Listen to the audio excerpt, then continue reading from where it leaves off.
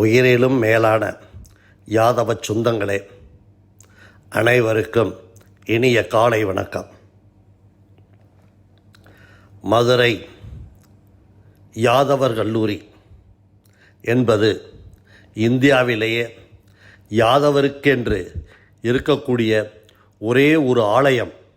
யாதவ மக்களின் நம்பிக்கை பெற்ற யாதவர் கல்லூரி. இந்த கல்லூரிக்கு நிர்வாகத் தேர்தல் 12 ஆண்டு கால போராட்டத்திற்கு பின்பு முறையாக நீதிமன்றம் மூலமாக ஓய்வு பெற்ற நீதியரசர்களை வைத்து இந்த தேர்தல் நடைபெற்றது. இந்த தேர்தலில் கேபிஎஸ் அணி என்ற அணியின் தலைவராக கேபி நவநீதகிருஷ்ணன் ஆகிய நான் 11 வேட்பாளர்களை நிறுத்தினேன். இதனுடைய எதிர் அணியாக திரு மாண்புமிகு அமைச்சர் திரு ராஜகண்ணப்பன் அவர்கள் அவருடைய ஆதரவு பெற்ற 11 வேட்பாளர்களை நிறுத்தி அவருடைய 3 புதல்வர்களும் அலுவலகத்தை திறந்து வைத்து வீதி வீதியாக சென்று ஊர் ஊராக சென்று ஓட்டை கேட்டார்கள். நாங்களும் முறைப்படி மக்களிடம் கடந்த காலங்களில் யாதவர் கல்லூரியின் செய்த சேவைகளை சொல்லி ஓட்டை கேட்டோம். இறுதியாக கேபிஎஸ் அணி மிகப்பெரிய வெற்றியை பெற்றது. திரு ராஜகண்ணப்பன் அவர்கள் மிகப்பெரிய தோல்வியை சந்தித்தார்கள். இது ஒரு தேர்தல் என்று சொன்னால் வெற்றி தோல்வி என்பது நடப்பது மிக சாதாரண விஷயம். அப்படி சாதாரணமாக எடுத்துக்கொள்ளாமல் தனதுடைய மனதில் ஒரு குரோதமான எண்ணத்தை வளர்த்து கொண்டார். குறிப்பாக ஒரு அமைச்சர் பொறுப்பில் இருக்கக்கூடிய ஒருவர் யாருக்கும் எந்த சூழ்நிலையிலையும் ஒரு சமூகத்திற்கோ ஒரு தனி நபருக்கோ இல்லை அரசுக்கு எதிரான விஷயங்களிலோ தன்னை முழுமையாக ஈடுபடுத்திவிடக்கூடாது என்று அப்படியெல்லாம் இருந்தும் கூட இவர் அந்த தேர்தலில் வாக்குப்பதிவு செய்யவே கல்லூரிக்கு வருகை தந்தார். அப்பொழுதே இவருடைய சக அமைச்சர்கள் கூட இதெல்லாம் தவறு, அரசியல் இறைமாண்பிற்கு மாறான ஒரு விஷயம், தாங்கள் பெயரை பயன்படுத்தி ஒரு சாரார் செய்யக்கூடாது என்று சொன்னார்கள். அதெல்லாம் பார்த்து கொள்ளலாம், நான் பார்க்காத அரசியலா என்று அலட்சியமாக்கிவிட்டார். ஒரு நிமிடம் இவரை மெல்லே திருப்பி போட்டு பார்த்தால், யாதவ சொந்தங்களே, அருமையாக சிந்தித்து பாருங்கள் எப்பேற்பட்ட மனிதர் என்பதை. குறிப்பாக 1991 திருப்பத்தூர் சட்டமன்ற தொகுதியில் போட்டியிட்டு அன்றைய தினம் ராஜீவ்காந்தியின் மரண அலையில் அனைத்து இந்திய அண்ணா திராவிட முன்னேற்றக் கழகம் ஆட்சி பொறுப்பை ஏற்க வேண்டிய நிலை வந்தது. அந்த அலையில் இவருக்கும் அன்று இருந்த அம்பையார் அவர்கள் 3 பெரும் துறைக்கு அமைச்சர் பொறுப்பை கொடுத்தார்கள். இந்த அமைச்சர் பொறுப்பை வைத்துக்கொண்டு தன்னுடைய பொருளாதாரத்தை நன்கு வளர்த்து கொண்டார். இது அவருடைய தனிப்பட்ட விஷயங்கள், நன்றாக இருக்கட்டும், ஒன்றும் தவறில்லை. அப்படிப்பட்ட இவர் 3 ஆண்டுகள் முடிந்த பின்பு அந்த தலைமைக்கு விசுவாசம் இல்லாமல் அந்த தலைமையை விமர்சனம் செய்தார். விமர்சனம் செய்யப்பட்டதால் தலைமையால் தூக்கி எறியப்பட்டார். தூக்கி எறியப்பட்டு சில மாத காலங்கள் காத்திருந்த அவர் மீண்டும் வேறு வழியில்லாமல் தன்னை கழகத்தில் இணைத்து கொள்ள வேண்டும் என்று மன்றாடினார். அவர்களும் வேறு வழியில்லாமல் சரி, தவறை உணர்ந்து வந்துவிட்டார், இவரை கழகத்தில் இணைத்து கொள்ளலாம், ஆனால் இவருக்கு எந்த விதமான பொறுப்புகளும் வழங்கப்படக்கூடாது, இவர் ஒரு தொண்டராக இருக்கட்டும் என்று வைத்தார்கள். இவர் எப்பொழுதுமே தன்னை மிகப்படுத்தியே பார்த்து கொள்வாரே தவிர ஒரு உண்மை தொண்டனாக இருப்பது இவருக்கு இயல்பு இல்லை. அந்த இயல்பு பிரகாரம் இருந்த இவர் சில வார்த்தைகள் வெளியீட்டின் காரணமாக மீண்டும் வெளியே அனுப்பப்பட்டார். வெளியே அனுப்பப்பட்ட பிறகு மீண்டும் கெஞ்சி கூத்தாடி அனைத்து இந்திய அண்ணா திராவிட முன்னேற்ற கழகத்தில் தன்னை இணைத்து கொண்டார். அதற்கு பின்பு தனக்கு மரியாதை இல்லை என்ற ஒரே காரணத்தை கூட்டி இந்த அப்பாவி யாதவ சமுதாய மக்களை, தமிழ்நாடு ஊராம் இருப்பவர்களை எல்லாம் வேறு வழியின்றி ஒன்று சேர்த்தார். உற்சாகமான வார்த்தைகளை ஊட்டினார். இந்த தமிழகத்தை நாமே பிடித்து விடலாம் என்று இவருடைய பேச்சை நம்பி பற்பல கட்சிகளில் இருந்த அப்பாவி அரசியல்வாதிகள் இவர் பின்னால் சென்றார்கள். சென்றவுடன் ஒரு தனி கட்சியை தொடங்கினார். தனி கட்சியை தொடங்கியவர் அதையாவது திறம்பட நடத்தினாரா என்றால் நடத்த முடியவில்லை. காரணம், உண்மை இருந்தாலே ஒருவரால் ஒரு இயக்கத்தை வழிநடத்தி செல்ல முடியும். உண்மை இல்லாத இவரால் அந்த இயக்கத்தை முழுமையாக நடத்த இயலவில்லை. இவரை நம்பி வந்தவர்களெல்லாம் தத்தளித்து கொண்டிருந்தார்கள். மீண்டும் ஒரு யோசனை இவருக்கு வந்தது. அத்தனை பேரையும் தெருவில் விட்டுவிட்டு இவர் மட்டும் தன்னை கொண்டு போய் அனைத்திந்திய அண்ணா திராவிட முன்னேற்ற கழகத்தில் தன்னை இணைத்து கொண்டார். இணைத்து கொண்டவுடன் மீண்டும் இவருடைய வேலையை ஆரம்பிக்கப்பட்டன. திரும்பவும் அதிலிருந்து வெளியேற்றப்பட்டார். வெளியேற்றப்பட்டவுடன் திராவிட முன்னேற்ற கழகத்தில் வந்து தன்னை ஐக்கியப்படுத்தி கொண்டு தனக்கு இளையாங்குடி சட்டமன்ற தொகுதியில் போட்டியிடுவதற்கு ஒரு வாய்ப்பு வேண்டும் என்று கேட்டார். முத்தமிழ் அறிஞர் டாக்டர் கலைஞர் அவர்கள் இவருக்கு ஒரு வாய்ப்பை கொடுத்தார்கள். கொடுத்தவுடன் இளையாங்குடி சட்டமன்ற தொகுதியில் வெற்றி பெற்றார். வெற்றி பெற்றவுடன் நான் வெற்றி பெற்றால் எனக்கு அமைச்சர் பதவி கொடுக்க வேண்டும் என்று ஒற்றை காலில் நின்றார். ஆனால் இவருடைய ஒற்றைக்கால் வேகமெல்லாம் மற்ற அரசியல்வாதிகளிடம் செயல்படுமே தவிர முத்தமிழ் அறிஞர் கலைஞரிடம் செயல்படவில்லை. கலைஞர் அரசி ஆராய்ந்து இந்த திராவிட முன்னேற்ற கழகத்திற்கு ஆரம்ப காலத்திலிருந்து ஒரு கிளைக்கழக செயலாளராக இருந்து படிப்படியாக உயர்ந்து ஒரு மாவட்ட செயலாளர் பொறுப்பிற்கு வந்து திராவிட முன்னேற்ற கழகத்தில் தன்னை முழுமையாக எவரெல்லாம் உழைக்கின்றார்களோ, எத்தனை ஆண்டு காலம் உழைத்திருக்கிறார்களோ அவர்களுக்கு வாய்ப்பை கொடுக்க வேண்டும் என்ற நிலையில் திராவிட முன்னேற்ற கழகம் இருந்த காலம் என்பதினால் உழைத்தவர்களுக்கு வாய்ப்பு கொடுக்கப்பட்டது. வாய்ப்பு கொடுக்கப்பட்டவுடன் தனக்கு மந்திரி பதவி கிடைக்காத இந்த இடத்தில் எதற்காக இருக்க வேண்டும் என்று எண்ணி உதயசூரியன் சின்னத்தில் நின்று வெற்றி பெற்ற திரு ராஜகண்ணப்பன் அவர்கள் ஒரே நாளில் அதை தூக்கி எறிந்துவிட்டு ராஜினாமா செய்துவிட்டு மீண்டும் அதிமுகவில் போய் தன்னை இணைத்து கொண்டார். அதிமுகவில் இணைத்து கொண்ட இவருக்கு அதிமுகவில் நிச்சயம் வெற்றி பெறுவோமோ பெறமாட்டோமோ என்று இருந்த சிவகங்கை நாடாளுமன்ற தொகுதியில் போட்டியிடுகின்ற வாய்ப்பை கொடுத்தார்கள். அதில் திரு ப. சிதம்பரம் அவர்கள் மிகப்பெரிய வெற்றியை பெற்றார்கள். தோல்வியை கண்டார். அதற்கு பின்பு அத்தோடு நிற்காமல் 2011 அனைத்திந்திய அண்ணா திராவிட முன்னேற்ற கழகத்தின் திருப்பத்தூர் சட்டமன்ற தொகுதி வேட்பாளராக இவர் போட்டியிட வேண்டும் என்று போட்டியிட்டு, காரணம் அதற்கு முன்பு அந்த தொகுதியில் திராவிட முன்னேற்ற கழகத்தின் சார்பாக வெற்றி பெற்று அமைச்சராக இருந்த திரு KR பெரியகருப்பன் மீண்டும் அந்த தொகுதியில் போட்டியிடுகிறார். இவருடைய வெற்றி வாய்ப்பை வெற்றி பெறக்கூடாது, எனக்கு அந்த தொகுதியைத்தான் கொடுக்க வேண்டும் என்று கெஞ்சி கூத்தாடி அந்த தொகுதியை பெற்றார். பெற்றவுடன் 2011 தேர்தல் நடைபெற்றது. இந்த தேர்தலில் மிகப்பெரிய போராட்டத்திற்கு இணங்க திரு KR பெரியகருப்பன் அவர்கள் முழுமையாக உழைத்ததின் காரணமாகவும், தொகுதிக்கு நன்மை செய்ததின் காரணமாகவும், மக்கள் செல்வாக்கை பெற்றதின் காரணமாகவும் மிகப்பெரிய வெற்றியை பெற்றார். அப்பொழுது அந்த வெற்றிக்கு ஒரு சிறிய அளவில் எங்களை போன்றவர்களுடைய உழைப்பெல்லாம் முழுமையாக இருந்தது. இதையெல்லாம் மனதில் வைத்துக்கொண்டு இந்த தேர்தல் முடிந்தவுடன் தமிழ்நாட்டில் திராவிட முன்னேற்ற கழகம் வெற்றி பெற்ற தொகுதிகள் 23 ஒன்று திருப்பத்தூர் சட்டமன்ற தொகுதி. அந்த அளவிற்கு ஒரு மாற்று அலைகள் வீசும் பொழுது கூட இந்த திருப்பத்தூர் தொகுதி வெற்றி பெற்றது. நான் யாதவ சமுதாயத்தின் மிகப்பெரிய கொள்கை பிடிப்பு மிக்கவன், இந்த சமுதாயமே என் பின்னால் நிற்கும் என்று சொல்லக்கூடிய திரு ராஜகண்ணப்பன் அவர்கள் தோல்வியை கண்டார்கள். தோல்வியை கண்டவுடன் புலம்பி தீர்த்தார்கள்.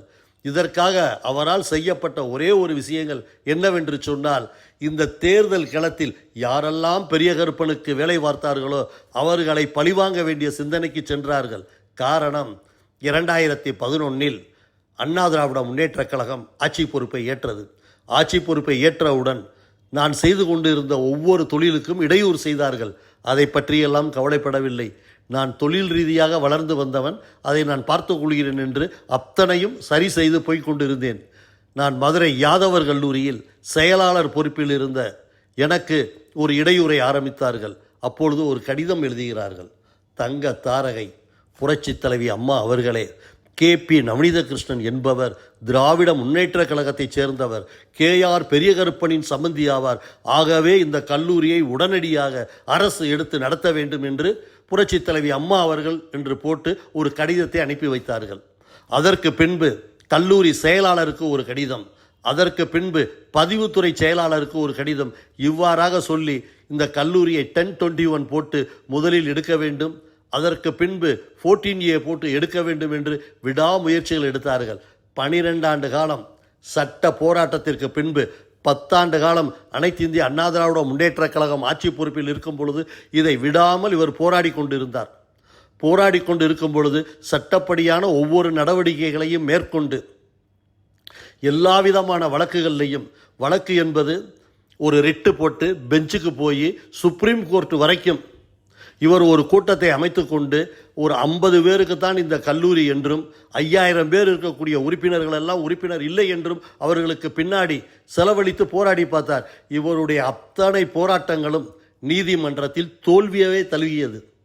அதற்கு பின்பு ஒரு வழியாக நீதிமன்றத்தில் கேட்டுக்கொண்டதற்கிணங்க ஓய்வு பெற்ற நீதியரசரை வைத்து இந்த 5000 உறுப்பினர்களையும் மெம்பராக வைத்து தேர்தல் நடத்த வேண்டும் என்று சொல்லி இதற்கான உத்தரவு உச்சநீதிமன்றத்தில் பெறப்பட்டு உச்சநீதிமன்றத்தின் அடிப்படையில் ஓய்வு பெற்ற நீதியரசரை நியமனம் செய்து ஓய்வு பெற்ற நீதியரசரின் தலைமையில் இந்த தேர்தல் நடைபெற்றது.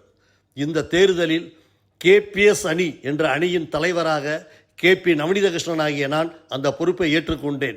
எதிர் அணியில் RS ராஜகண்ணப்பன் அணி என்று சொல்லி ஒரு 11 வேட்பாளர்களை அவரும் நிறுத்தினார். நானும் ஒரு 11 வேட்பாளர்களை நிறுத்தினேன். களத்தில் 52 வேட்பாளர்கள் இருந்தார்கள். இருந்த போதிலும் யாதவரின் ஒட்டுமொத்த நம்பிக்கை பெற்ற யாதவ மக்களின் பலம் இருக்கக்கூடிய KPS அணி மிகப்பெரிய வெற்றியை பெற்றது.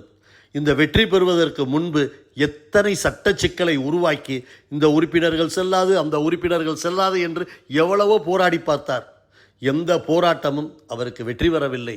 முடிவாக வேற வழி இல்லாமல் KPS அணி வெற்றி பெற்று 10/9/2023 ஆட்சி பொறுப்பை ஏற்றுக்கொண்டது. ஆட்சி பொறுப்பை ஏற்றுக்கொண்ட இவரால் தாங்கிக் கொள்ள முடியாமல் பல இடையூறுகளை செய்தார். இந்த மாதிரி இதற்கு செக்ரட்டரி அப்ரூவல் கொடுக்கக்கூடாது என்று.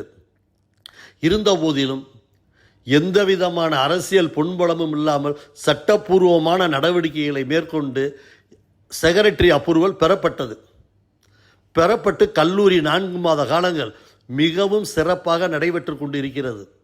ஒரே ஒரு உதாரணம் சொல்ல வேண்டும் என்று சொன்னால், அந்த கல்லூரியில் உள்ளே நுழையும் போது 12% மாணவர்கள் தாமதமாக வந்தார்கள். இந்த சுதந்திர தின விழா பேச்சில் அதை நான் கொடுத்திருந்தேன். 2-3 மாணவர்களை தவிர யாருமே தாமதமாக வருவதில்லை. கல்லூரி அவ்வளவு ஒழுக்கமான முறையில் சென்று கொண்டு இருக்கிறது என்று.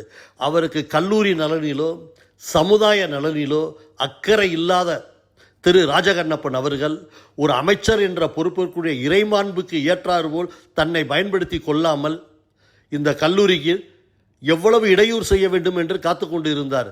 இந்த சூழ்நிலையில் திராவிட முன்னேற்றக் கழக தலைமை பொறுப்பு தமிழக முதலமைச்சர் அவர்கள் இவருக்கு உயர்கல்வித்துறை அமைச்சர் பொறுப்பை கையில் கொடுத்தால் என்ன நடக்கும் என்பது நமக்கு தெரியும். குரங்கு கையில் கிடைத்த பூமாலை, உண்மையில் இதை குரங்கு என்று கூட சொல்லக்கூடாது. காரணம், அதெல்லாம் தெய்வீக சிந்தனை உடையது.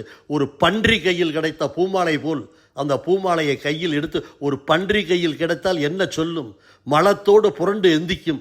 அப்பேற்பட்ட எண்ணம் கொண்ட திரு அமைச்சர் அவர்கள் உடனடியாக நன்றாக இயங்கிக் கொண்டிருந்த கல்லூரியை சட்டத்திற்கு புறம்பாக, எந்த ஒரு கல்லூரிக்கும் ஃபார்ம் 7 வேண்டும் என்பது அவசியம்.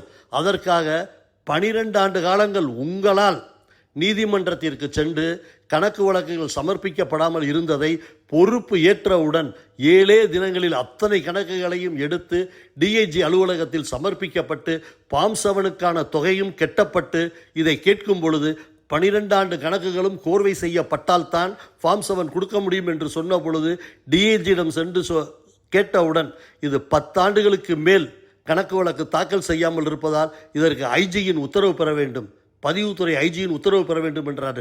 திரும்ப அவரிடம் கேட்ட பொழுது அவர் நிச்சயமாக நான் பண்ணி தருகிறேன், நான் அரசு தரப்பு வழக்கறிஞரின் ஒரு ஒப்புதலை பெற்று என்று கிட்டத்தட்ட 3 மாத காலங்கள் டிஐஜி ஆபீஸுக்கு அலைவதும் ஐஜி ஆபீஸுக்கு அலைவதும் திரும்ப போய் கேட்பதும் விரைவில் பெற்றுத்தருகிறோம் என்று சொன்னார்கள். இந்த சூழ்நிலையில் இவருடைய கையில் இந்த பொறுப்பு கிடைக்கப்பட்டவுடன் ஏற்கனவே அந்த செயலாளர் ஒப்புதலில் உங்களுக்கு ஒப்புதல் அளிக்கப்படுகிறது என்று கொடுத்ததை சட்ட விரோதமாக உடனடியாக இந்த கல்லூரியை மீண்டும் அரசாங்கம் எடுத்து நடத்த வேண்டும். ஒரு யாதவர் சமுதாயம், யாதவ மக்களால் உருவாக்கப்பட்ட கல்லூரி, யாதவர் உருவாக்கப்பட்டது யாதவர் கல்லூரியாக இருந்தாலும் பிற்படுத்தப்பட்ட, மிகவும் பிற்படுத்தப்பட்ட பழங்குடியினர் மக்கள், அந்த பகுதியில் இருக்கக்கூடிய அத்தனை பெருமக்களுக்கும் இருக்கக்கூடிய ஒரு ஆலயத்தை, ஒரு சிறந்த நிர்வாகத்தை, அதுவும் ஒரு யாதவர் நிர்வகிப்பதை ஒரு யாதவ அமைச்சராக அமர்ந்து கொண்டு இதை நான் நடத்த விட மாட்டேன் என்று சொன்னால் இவருக்கு எவ்வளவு பெரிய உயர்ந்த குணங்கள். யாதவ மக்களே, சிந்தித்து பாருங்கள். இந்த செய்தி படிப்படியாக திராவிட முன்னேற்றக் கழக தலைவருக்கும் மரியாதைக்குரிய தமிழக முதலமைச்சர் அவர்களுடைய பார்வைக்கும் சென்று உரிய நடவடிக்கை எடுக்கப்பட்டு இவர் அமைச்சர் பதவியிலிருந்து நீக்கப்பட வேண்டும் என்பது ஒட்டுமொத்த யாதவர்களின் கோரிக்கையாக இருக்கும். நாம் இந்த கோரிக்கையை விடுப்போம். கோரிக்கையை ஏற்க மறுத்தால் நிச்சயமாக இவர் அமைச்சர் பதவியிலிருந்து இறக்கும் வரைக்கும் ஒட்டுமொத்த யாதவர்கள் ஒருங்கிணைந்து ஒரு மிகப்பெரிய அமைதி போராட்டத்தை ஏற்படுத்தி யாதவர் கல்லூரியை மீட்டெடுப்பது மட்டும் நமது கடமை அல்ல. இந்த யாதவ சமுதாய மக்கள் ஒருங்கிணைந்து தமிழக முதலமைச்சரிடம் இதை மன்றாடி கேட்டு பார்ப்போம். மறுத்தால் யாதவர் யார் என்பதை காட்டுவோம். நிச்சயமாக நம்மளுடைய கோரிக்கை ஏற்கப்பட்டு இவர் அமைச்சர் பதவியிலிருந்து நீக்கப்படுவார். அமைச்சர் பதவியிலிருந்து நீக்கப்பட்டால் ஒட்டுமொத்த யாதவர்களுடைய முழு ஆதரவையும் கொடுப்போம். மறுத்தால் இறைவன் பார்த்து கொள்வார். காரணம், நான் கண்ணன் வம்ச வழியில் வந்தவர்கள். பகவானினுடைய அனுக்கிரகம் முழுமையாக இருக்கும். பகவானினுடைய ஆசீர்வாதம் இருப்பதினால்தான் இந்த கேபிஎஸ் அணி முழுமையாக வெற்றி பெற்றது. ராஜகண்ணப்பன் அணி தோல்வியுற்றது. ஒரு தோல்வியுற்றதுக்கு அப்புறம் அந்த கல்லூரியில் அவர் என்ன செய்திருக்க வேண்டும்? முதலில் ஒரு அமைச்சர் பொறுப்பில் இருப்பவர் ஒரு சாராருக்கு ஆதரவு தெரிவித்ததே அரசியல் சாசனப்படி இறை மாண்புக்கு முரணான ஒரு விஷயம். இந்த முரணான விஷயத்தை செய்த இவர் திரும்பவும் நடவடிக்கை எடுக்கவில்லை என்றால் சட்டப்படியான நடவடிக்கையை இந்த சமுதாயம் மேற்கொள்ளும் என்பதை அன்புடன் தெரிவித்துக் கொள்கிறோம். இதை ஒட்டுமொத்த யாதவ சமுதாய மக்கள் விரைவில் அரசு நடவடிக்கை எடுக்கிறதா என்று பார்ப்போம். எடுக்க மறுத்தால் அடுத்த நடவடிக்கை களம் இறங்குவோம். தமிழகத்தில் இருக்கக்கூடிய ஒட்டுமொத்த யாதவர்களையும் ஒன்றிணைக்கக்கூடிய சக்தியாக உருவாவோம். யாதவர்கள் ஓரணியில் நிற்போம். யாதவருக்கு எவர் துரோகம் செய்கிறார்களோ அவர்களை அழிப்பதில் எந்த விதமான யோசனையும் இல்லை. இந்த சமுதாயம் என்பது மிகப்பெரிய சமுதாயம். தமிழகத்திலேயே 234 தொகுதிகளிலும் பறந்து விருந்த சமுதாயம் ஒன்று இருக்கிறது என்று சொன்னால் அது யாதவ சமுதாயம் மட்டுமே. யாதவர் சமுதாயத்தில் இப்பொழுது நமக்கு தேவை மிகப்பெரிய ஒற்றுமை. இந்த ஒற்றுமையை வளப்படுத்தி இந்த யாதவ சமுதாயத்தின் செல்வாக்கை இழந்த திரு அமைச்சர் ராஜகண்ணப்பன் அவருக்கு உணரும்படியான செயல்கள் நாம் செய்ய வேண்டும் என்பதை மிக பணிவன்போடு கேட்டுக்கொள்கிறேன். அன்புடன் நவநீத கிருஷ்ணன்.